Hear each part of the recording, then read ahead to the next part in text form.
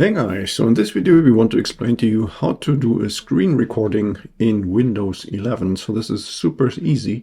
First thing we do is we're going to click here on the magnifying glass on the bottom, and then in the search bar on top we're typing Snipping Tool, or we start typing that, and we're going to start the Snipping Tool application. And here we have the option to either toggle between taking a screenshot, so a single standstill picture, or recording a video. So now we want to record the video, so we're going to click on the camera, and then we're going to select the plus or the new button here on the left corner. And then you're going to notice that the screen now dims, so it gets darker, and this means we have now the opportunity to select the screen area that we want to record. So we can either select just a little portion of the screen or the entire screen, and only that selected part will be recorded.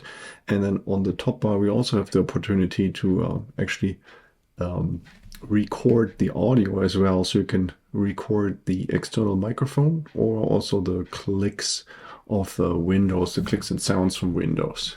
And then once we're going to press the start button on the top, then the actual recording is going to start. And what you notice right now immediately, you don't really know if you made just a small selection of the screen. You don't know where that section is, so you can't really tell which part of the screen you are recording at this point.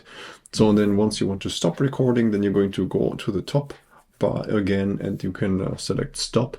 And at that point, you are going to see a new window that has this screen recording, and you can review it. And if you need to make an adjustment, then you can just delete it or start a new recording, or just press the save button if you are happy with that recording. So you press save, and then you can store this this screen recording to a file.